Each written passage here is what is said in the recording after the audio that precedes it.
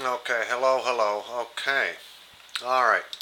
So, what we're going to do here is a couple of things. First off, this microphone tends to really record high pitched S-ing, so I want to apologize for that. I don't know how else to do it, but I'm not going to make a long intro here because of that. I'm just going to go straight to maps.google.com. Okay. Now, okay. What I'm going to do, and this really stinks because I just gave away a whole bunch of stuff. But that's just the way it is. Here we go. You know, you put in an address. Okay. You put in your location. Okay. See how that goes? Very simple. Then you add a destination, and what I'm going to do here is I'm going to pick one. I think there's one like this. Yep.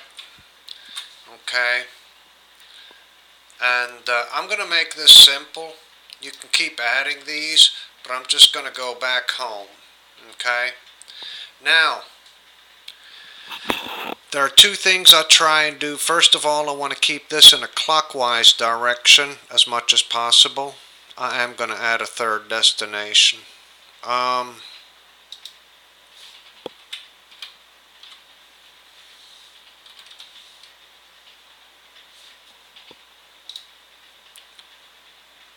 okay. Now, as you can see, that's not real pretty, is it? And here, that's probably because of that. Okay. Now, again, it's really not that bad when you only got a few yards to do. But when you got a full day with 6, 7, 8 or more yards, it becomes imperative to me to get the miles down.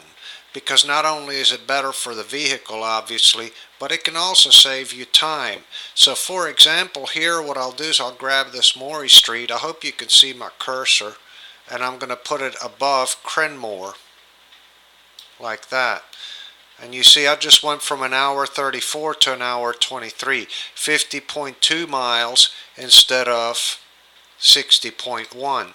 This makes a lot of difference. It takes about 5 minutes to put in my addresses every day before I get going. Actually, maybe closer to 10.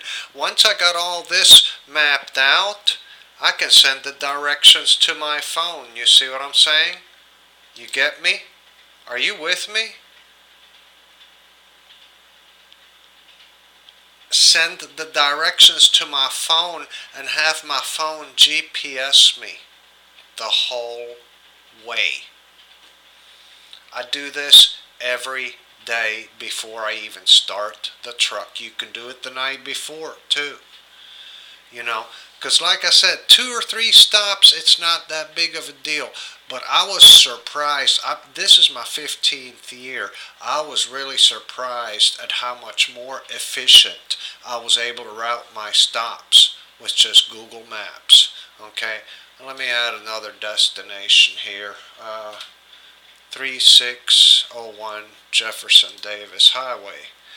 Now this one is also, at some point it becomes obvious what you got to do. You know, and the reason I want it in a clockwise direction is because right hand turns are faster than left hand turns to make.